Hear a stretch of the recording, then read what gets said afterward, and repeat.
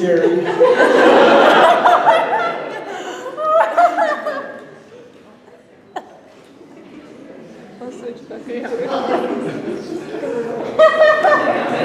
Okay. This is the best idea anyone has ever had. Just you wait a little. Mrs. Tran wants to see. Turn around.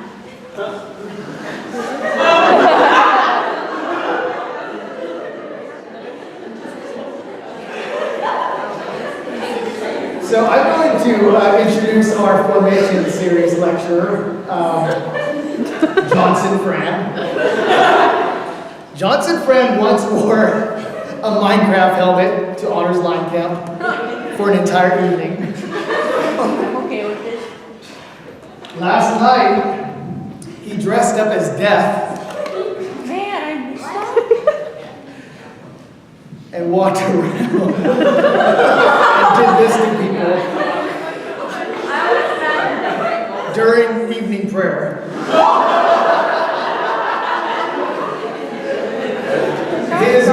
His one contribution to the HRC as faculty steward in his tenure was renaming the fall retreat the Wig Tree, during which he tried to get everyone to wear wigs. There were 2 people in 3 years. He has also been, prior to coming to the HRC, he was kicked out of 2 prior communities on campus. His name, his nom de guerre, Johnson Tran, was received when a potential PhD student once emailed him and said, "Dear Dr. Tran." To try to clarify things, he, after responding to the student, said, "Blah, blah, blah, blah, sincerely yours, Jonathan." The the PhD student subsequently emailed him again, titled, "Dear Johnson Tran." That's how that name came to be. So, without further ado, our formation series lecturer, Johnson Tran.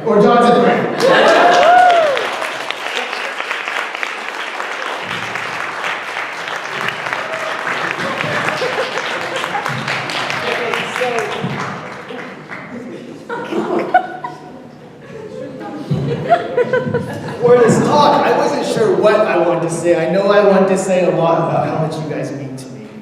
And I thought there's so many ways to say that. So I just put a bunch of stuff on paper, some of it sad and heavy and hopefully lots of it funny. Nietzsche, near the end of his career, decided that writing in essays and organized outlines really didn't serve what he wanted to do, so he just put a mishmash of things together. Another way to think about the same thing is that in Kobe Bryant's last game of his career, he scored 60 points. But he took 50 shots to do so. So I'm just going to lay out a bunch of stuff. It took me a long time to find you guys. I didn't know whether you actually existed as a community.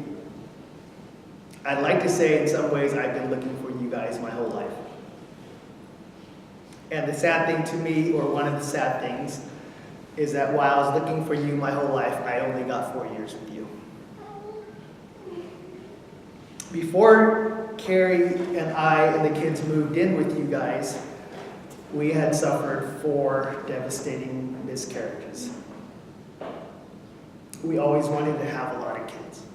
And we tried and tried, which means we tried and tried.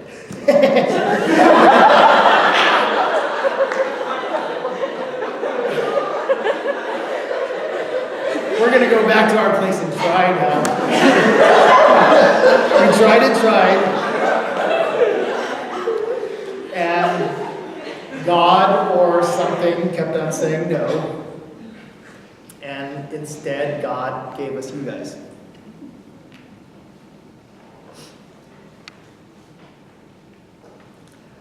I wrote this letter to the stewardship team in a text some months ago last year. And while I wrote it and meant it for them, I went back and read it, and I think I wrote it and meant it also for you. I want to say I love you guys, individually and as a group. I love you and have loved you, both the idea of you all that you represent and embody and enable, and have been joyfully surprised to discover that people like you actually exist. And I love the reality of you insofar as you've made me the luckiest person in the world by letting me into your worlds, your joys, your hopes, heartbreaks, and estrangements. I love you guys with more love than I thought I could muster, and I find that I love you still more. This community and your friendships have not only been a source of meaning and fulfillment for me, but also excitement and encouragement, good work, and edification for me. Also a place of healing, comfort, companionship, security. For that, I will always be grateful. I think of the HRC as like a big hearth. When we were in graduate school in Durham, once there was this fantastic ice storm, and it blew up all the electricity around the city. And so everyone lived around hearths for like 2 weeks. It was snowy outside, and you put instead of your refrigerator, because you know electricity, you just put out the ice. And there was no television or no phone, so everyone just gathered around a hearth and kept each other warm and talked about life. And you realized in just those few days how much life most of us miss on a regular basis, and how much life was forced upon us, and how natural and right it seemed. I think of the HRC that way. I also think of that hearth in the drawing room with the fake flames, which I love. It typifies your cleverness. The nature of the HRC is that you can't look out. I think a lot of students joke about this by calling it the HR Honors Residential Cult. But there's a truth to it in that this community demands everything of you. And it's the kind of place that in taking everything, you don't feel like you're losing very much, because it is such a powerful place. But the one thing you can't do while you're in a role like this, in a home like this, is look outside. About a year and a half ago, Duke University came and asked me if I would consider going to Duke. And I told them, you guys better be serious, because I'm really happy where I'm at, and I meant the HRC. And I knew once I began that conversation with them, there would be no turning back. Fast forward, long story short, things didn't quite work out. Baylor was very generous, and we were going to stay at Baylor. But I knew that my time in the HRC had passed. I still blame Duke for that, by the way. This place has been most basically a home to us. I mean, literally, we live here. We've seen our kids grow up here. We've been in the HRC for 4 years. Our kids have been on campus for a total of 8 years because of the 2 previous communities that kicked us out. They didn't really kick us out, but I like to say they did. David has really known nothing other than residential life. He's known nothing really other than memorial hamburgers. In a few short weeks, I will be commuting to campus. I haven't commuted to campus in almost 10 years. I don't even know what it means to find car parking spots and stuff like this. Our cat, who was our first baby, mine and Carrie's, died in the HRC. You guys were gone. Carrie got her an entire master's degree while we were in the HRC. She graduated with 4.0 as per the requirements of the HRC. It's been a place that has been home and uncomfortably home. Let me give you 2 examples. One was 1 year when I had to have butt surgery. It wasn't the kind of surgery that they would put you to sleep. Well, there was one surgery that they put you to sleep. I opted to stay awake just to see what it was like. But you get to watch the butt surgery. Well, Elaine, you don't just watch the surgeon, you watch the tube they're going to insert in your butt. It has a camera. And all of a sudden, it's looking around the room, and then it's looking at your butt, and then it's inside your butt. So did you watch your butt on TV? I did. It was just like right there in high definition. So. The other time I had butt surgery, I was talking to my butt surgeon. And the way it works is he's up in your butt, and a nurse is holding your butt because they don't have butt cheek clamps now. Only human hands will work for this. And he's, trying to make small talk because it was such an awkward moment. Which I actually would have preferred him to not make small talk, but he did. And he said, my son is starting at Baylor. And I said, really? Where is he going to live? And he said this place called Alexander Hall. While his hand was literally in my butt. I shared this story at Move-In 2 years ago, and this kid actually stood up and started running around. It was his father. Another time, last spring, we do a celebration for seniors, as you know, over the course of the second semester as we prepare them to move on. That's something I'm very hoping that will happen still for the seniors, and something I deeply mourn not being able to be part of with you guys in this.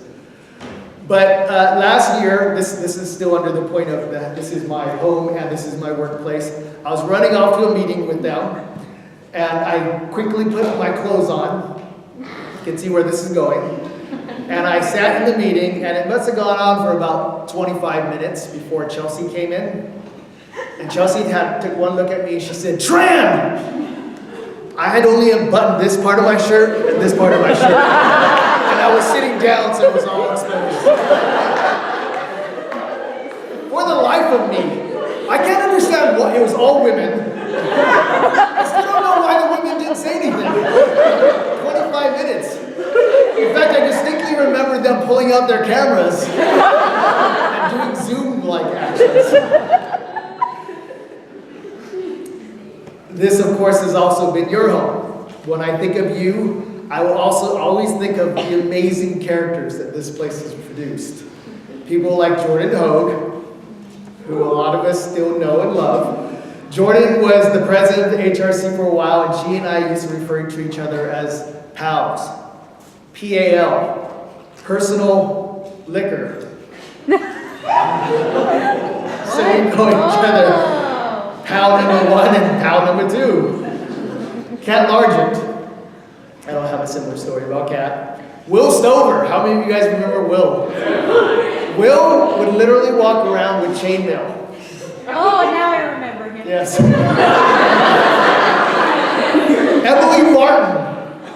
One of those brilliant undergrads I've ever met, and one of the wackiest. Emily's dad, by the way, when she graduated, gave me an envelope. I thought it was like a thank you card, and it was a thank you card, and it had $200 in cash in it. I think I was supposed to report that as income, but I didn't. Hannah Pfeiffer, Toby Tellesley, Rudy Chow, all of you guys in this room. People like Alex is our hall director now, but Chris Kirk and Jenna Kirk. I don't know if you guys remember them. The Kirks had a dog. What was the dog's name? Gordo. Gordo was a racist dog. He liked everyone in the HRC except for me. Another thing, one of my first impressions of the HRC, actually in this room, was walking in. I had previously been in probably the most ethnically diverse community on campus. I walked into this community, and you guys were impossibly white. Individually, corporately. Dean Hibbs and I had talked a lot about diversifying HRC, and when I first realized how difficult that would be was one day after Toasties. We have our Toasties, and all of a sudden they start having a mosh pit. A definitively white thing to do. But just to put, make sure not to put too fine a point on it, they had to turn on Viking music.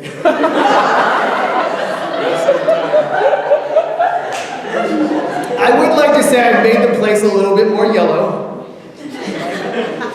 Namely by talking about Costco incessantly. Costco is where immigrant Asians, that's really the reason they come to America. For the free samples. The HRC, Courtney and I spent maybe a couple years working on the blueprints for the HRC's renovation, which will happen sometime before you die. But when you see it, You will notice how shockingly similar the future HRC looks like a Costco. That red stripe, $1.50 Hebrew National hot dogs. Speaking of white, Jenna, I'm not saying you're white, but Jenna Hetty, in one of my favorite memories of the HRC, we were invited by the university to offer the opening prayer worship time to the entire university regents. We walked over to Foster, and it was a massive room full of very powerful, wealthy leaders of the university, and we were going to sing our song. And so they're all up there singing the song, The Greatest Commandments, which is, I'll say more about this later, The Greatest Commandments. And Jana was looking out, and she was so astounded by how white the Board of Regents, there was literally not one white person that she passed out. She actually passed out. And the group was so smart, they just leaned into her, and she was passed out like this.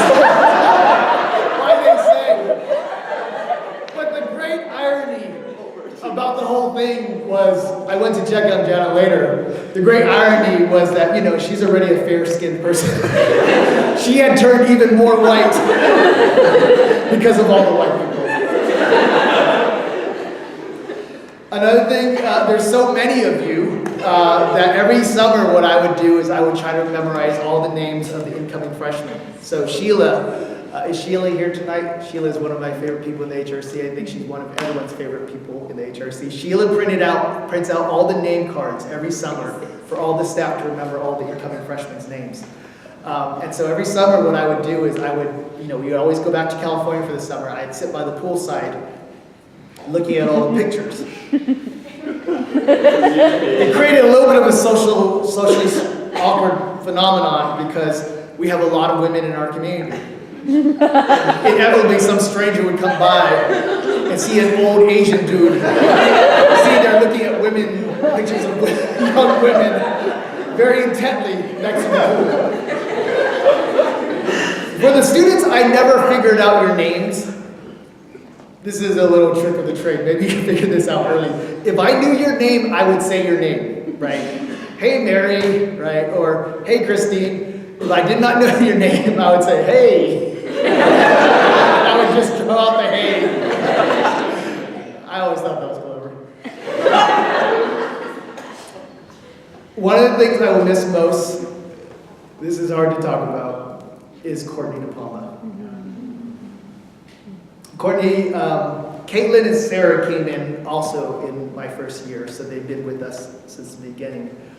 But Courtney is one of my favorite people I've ever worked with. Maybe my favorite person I've ever worked with. From day one, probably before day one, we had a connection and understood each other and understood the way each other worked and ticked. We shared loves, we shared family and friends, we shared a future and a dream for the HRC. Courtney is probably one of 3 or 4 people, my wife Carrie is certainly another one of those, who I do not think there is a selfish bone in her body. She is a person who gives and gives and gives. I will miss working with Courtney every day.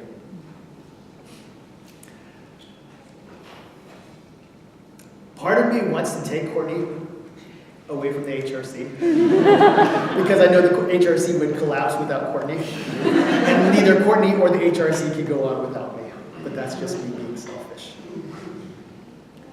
I also think about Becca and Alex and Emmy and Sheila and Luke and Caleb and Elijah and Chris and Jenna and Chase and Katie and all the wonderful people I've had the chance to share staff with. I don't think Dean Hibbs is here.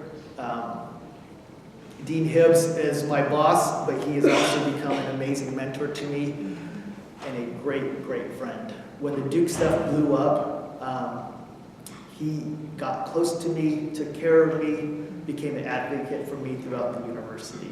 I owe so much to Dean Hibbs. You guys do as well. You guys notice that there's now there's a $1 billion campaign called Illuminate. I don't know if you saw over on the bonfire, they had all the things that were being bought with that $1 billion. The overwhelming majority of that stuff is for research and faculty, there's probably 2 or 3 things on there that are undergraduate things. And the $50 million renovation for the HRC is one of them. That's all DHIMS. Going back to Courtney, one of my great disappointments, I would even call it a failure, is I never got Courtney and her twin sister, Charmaine Dole, one of the directors of University Scholars, to go against me in a no-holds-barred cage match to the death in this room. I've challenged them to it many times. I work out with them. I'm confident I would destroy them. I kept on pressing them to do it, and I took as a sign that God wanted us to do it. They were doing some construction in the front of the HRC last year, and there's a full-on cage. I tried to move it into the HRC, but Shawar and Courtney undermined me and did it. Oh, that is one thing I should say about Courtney. One of the reasons we get along so well is because I always try to agree with her in the end. She is irrepressible. Even when I try to pretend to agree and then go behind her back, she always finds out. So, my tip to the future faculty steward, just go with whatever Courtney wants. The title of this talk is There and Back Again. You guys will recognize it from Tolkien's Lord of the Rings and The Hobbit. The reason I thought of that is because, of course, this has been an adventure, but it's also been the case that you guys, part of the way the ring works isn't that it just keeps you from getting old. It both makes you old and keeps you young. It's a continuous place of stasis, no development. I think that's also what happened in the HRC for me. I simultaneously, every day, would grow older because of you guys. You would age me, and then you would make me young. And it just went on and on like that, and I think I entered into a period of stasis. I love the pictures of me everywhere around, only because you took a picture with me with a lot of hair. Like this one. The moment I leave the HRC and I no longer have the ring and the protection from aging, I will look like this. But in reality, it's been a continuous process of one of these. Watching the HRC grow. Watching the HRC struggle. Hearing about roommates becoming deep, lifelong friends. Hearing about roommate situations.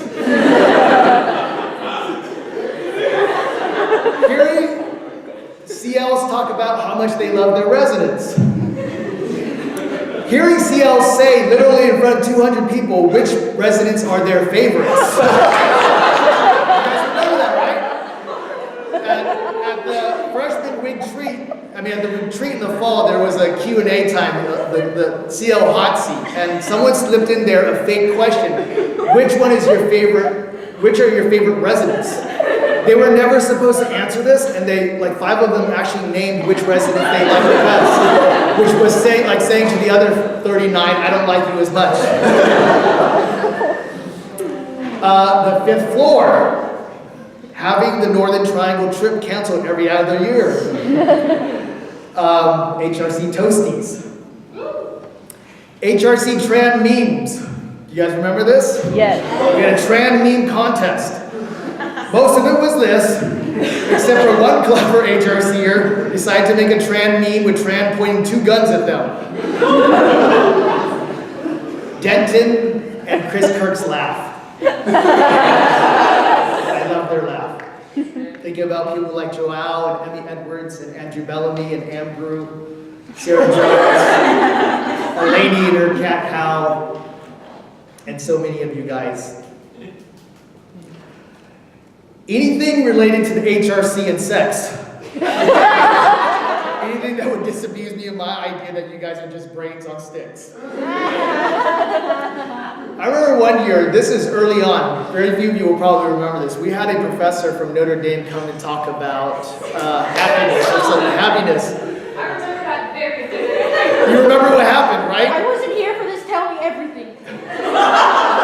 Somehow his lecture started topic of sex, and the university alarm system actually went off. And we started talking about sex, as if Pat Neff heard and flipped the alarm and said, no one on this campus will talk about sex.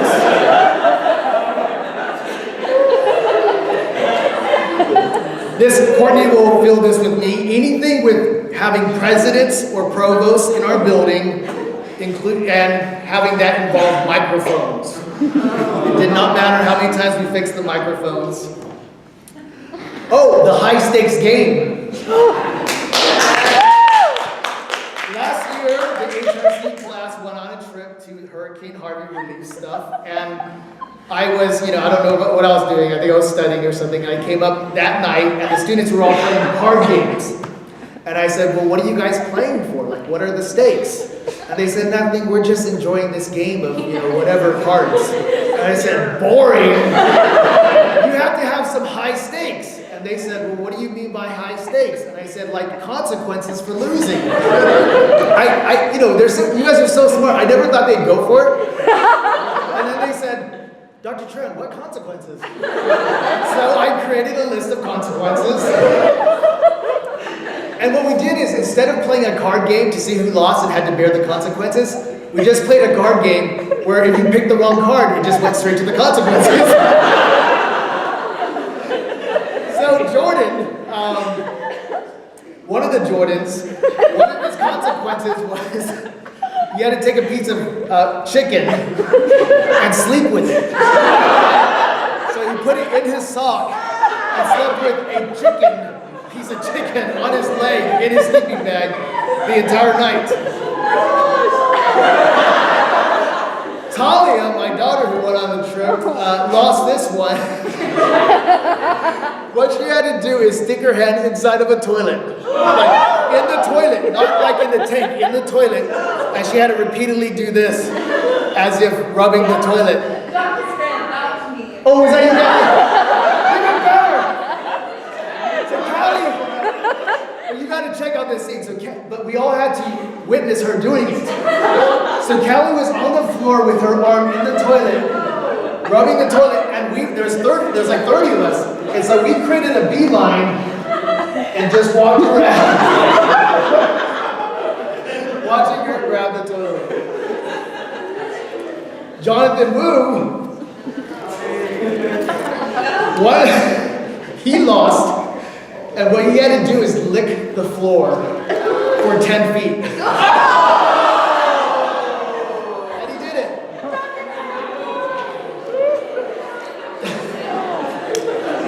Oh, you guys have supplied me with a lifetime of memories. So you made me old and young all these years. One of the things I really appreciate about the HRC is a very obvious fact about you guys are the most accomplished, ambitious students I've ever met, graduate or undergraduate. It startles me how smart you are. When I try to think back to how stupid I was when I was your age, and how much smarter you already are than I am at this age, it makes me both scared for you and excited for you guys. I love to hear what our students are doing in the world when they move on. That is one thing I will be sad about, is watching the freshmen this year grow and progress and see what you become over the course of your years. Over the next 8 years since I've been in the HRC, I've written some articles and notebooks. I actually published an article recently, and someone texted me and said, I'm glad to see you writing again. As if I had died. But when I'm more truthful and honest with myself, I will never look at these years as wasted years in my life as an academic. I am blessed to be a theologian. Theologians are not driven by methods. We don't lay out categories that are just filled by such and such content. Our lives are determined by judgment, and judgment can only be formed by living life with people. I am a better theologian than I would ever be if I didn't have you in my life. Sometimes I've said to you that the goal of learning is to learn to serve your neighbors. And that's why we built up the 5th floor, and that's why we've always tried to say that we want you to know that the ends of what your gifts are in service to other people. I believe that that's true. but I think there is an even deeper point to learning. It is to see the world as if God matters. To learn in biology and chemistry and anthropology, in my case, to look at the structures of human language and belonging and political life, and see gleamed through that, shining through that, no matter how much we want to repress it, is God. I was talking to some freshman women yesterday, and I told them for the last few years, I have not felt close to God really at all. Some of that has to do with the miscarriages, some of that has to do with other things that are just my fault or whatever. But what this community has taught me is the basic grammar of faith. And when you have the grammar of faith, you have the tools to see God, even when you don't want to. I pray for you guys that the grammar of faith is what you learn at this time. My worry is that if you don't have a grammar sufficient to our world, a grammar sufficient to see God in the midst of the darkness of our world, one of two things will happen to you. One, you will miss most of life. Or two, your faith will suffer the consequences of being unable to come to terms with the world.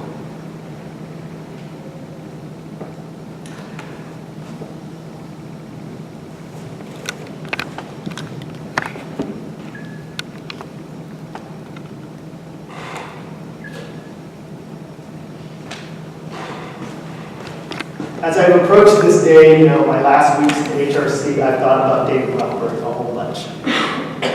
I was telling Caitlin, I've even started to dream about him.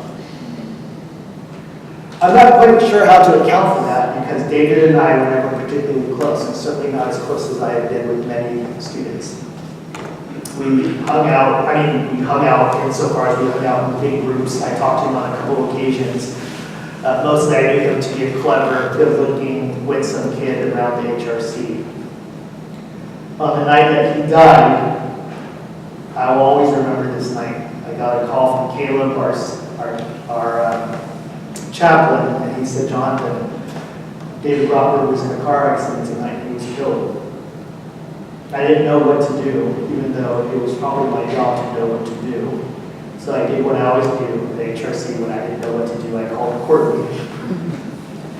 Courtney's phone was off, so I ran down the block to her house, got her out, and then began what felt like the rest of the year. It just went on and on.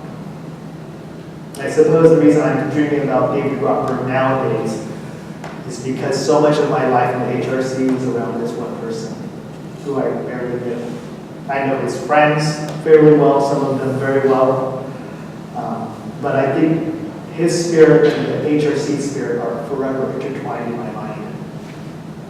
I look around at some of you guys in this room. We used to live across from him when he died. Some of you guys that were some of his best friends. Some of you didn't probably imagine that you're going to grow old with David, or at least get to college with him. And all that has been taken from you. I am extremely moved, though I admit I don't quite understand the faith of his parents. People who, upon hearing of his death, one of their responses was, "God is good." Who, when the police said, "We're not sure who killed your son in that car accident," they said, "We hope you can do your job, but finding him is not our big interest." I don't quite understand that faith. Nor do I quite understand why my soul feels so wound up in David's. Maybe it's the fact that my brother was also killed in a car accident and he has a younger brother named John. I don't know. I continue to be in touch with his family and think about them, try to connect with them wherever I can. Lately I heard an NPR interview by John Green. Some of you guys know John Green, who wrote his book on The Fault in Our Stars. Carrie and I listened to this on CD in a long car ride one time. In the interview, John Green, by the way, thought about going to seminary and thought about the one of being a minister. And they asked him why he wrote the book, and he said it was inspired by a young fan of his who had died similarly to the characters of the story. In the story, the characters have cancer. And he said that he wrote the book because he wanted to know whether someone who had died that young, and I think the character was not much younger than David, whether someone who had died that young could possibly live a full and meaningful life. And then the interviewer said, do you think now that having written the book that is the case? And he said, yes. David Cropper to me has lived a full and meaningful life. Not as full as it should have been, not as meaningful as it could have been. But the fact that we, right from the seniors in this room, will forever carry his memory with us tells you of his impact.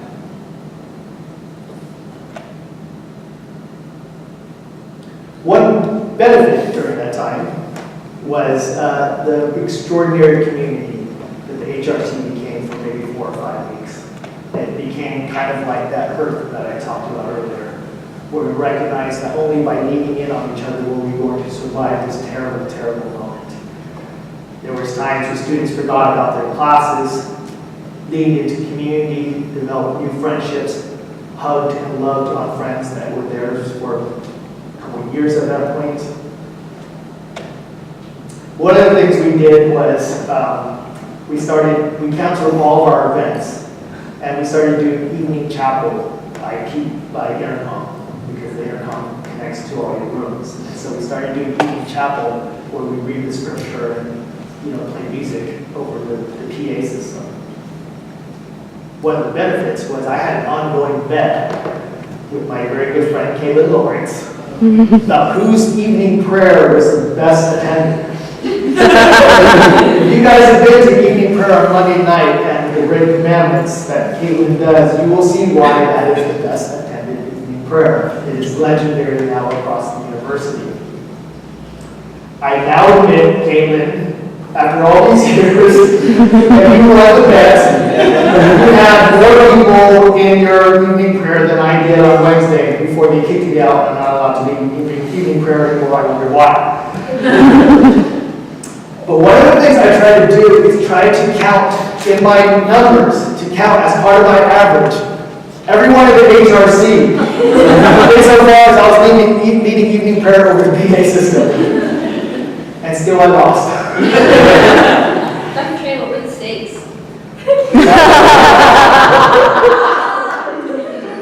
I guess, Jenny, I wish that there had been other stakes.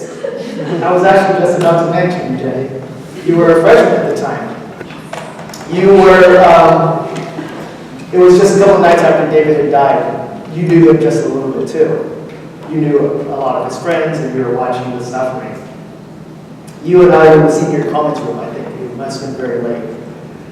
And you asked me in that kind of way, only freshmen can, in this moment of wonder, why did these things happen, Dr. Tran? I think my answer should have been, I have no idea. I also remember Christine McIntyre, who I knew just a little bit during that time. She and I were walking back from something at Alex, and we just started holding hands. Because we recognized in some silent way that that was the only way we were going to make it. The great gift and privilege of mine has been to walk along with you guys, both in your joys and your triumphs, but especially in those darker moments of your life. For some of you, this has meant, for some of our community, this has meant losing parents, watching parents divorce one another, parents who have abused their children and continue to do so in this community, students losing their faith, students finding their faith. We've watched students suffer some of the most unimaginable, debilitating health issues that has made it impossible for them simply to walk across campus. We watched and been able to be a part of students in their loneliness and their anger, their sorrow, their grief, their confusion, their depression. I've had a lot of people cry in my office, most often Caitlin Lawrence. Every time someone cries in my office, by the way, usually it's not great. They're just kidding. I've always stuck with this social work dilemma. Because my wife says that when someone cries, you cannot offer them Kleenex because it's suggesting subliminally that they shouldn't be crying, that they need to clean themselves up. So there'll be a student crying in my office, and there'll be a Kleenex box just to the side, and the tears are running down off his snot. And my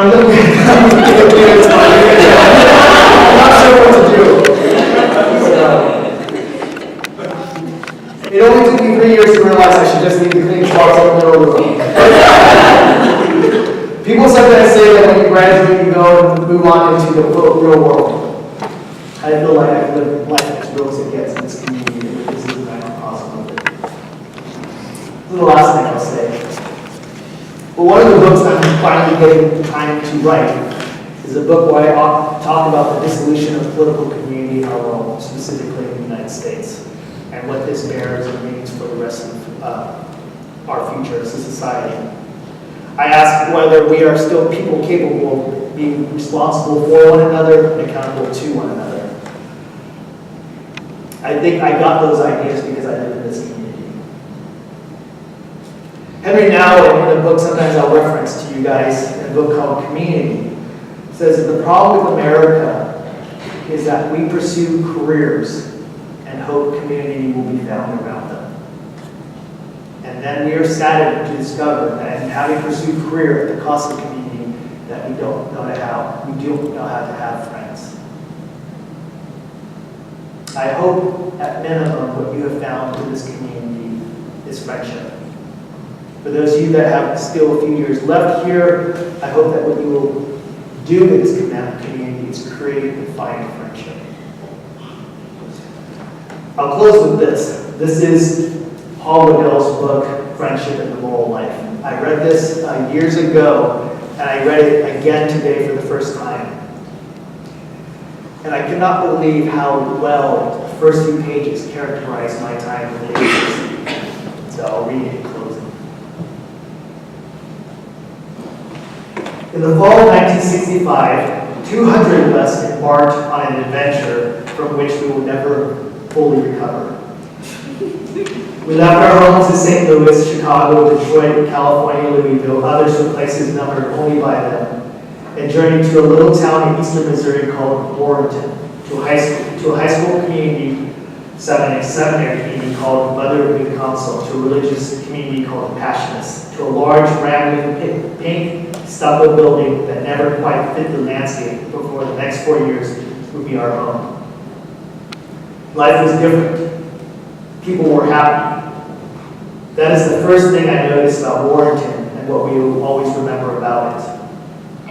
What made it different and its memory lasting was that what the school was trying to achieve. At Warrenton, they were not just trying to teach us, they were also trying to change us, to form us and shape us, to take us as we were, all raw, unfinished youth, and make us something more. Warrenton was an experiment, a dream perhaps, born from the conviction that life has a purpose and that our happiness is achieving it. There was the deep belief that all of us have to become more than we already are, that we have to change, that we have to become better than we possibly can be. It is never enough just to be ourselves. We have to grow, to be transfigured from sinners into friends with God. Warrenton was not just a school, it was a way of life, a vision that made every day a grammar for our hopes. And because we shared the same hopes, we were able to become good friends. The most remarkable fact about Warrenton was that all of us who came there strangers left as friends. On a Saturday in May 1969, lives so unexpectedly brought together were just as unexpectedly torn apart. We left to different futures, most to marriage, a few to religious life and priesthood, some to futures never revealed to the rest of us. But we left as friends. Even though we did not understand then what those friendships meant to us, or how deeply and poignantly we had each touched each other's lives, it is a tribute to those friendships that so many years later, that whenever we hear the word friends, it is each other that we remember. For the rest of my life, whenever I think of the word community, I will think of you guys. I am so grateful for you letting me share this part of my life.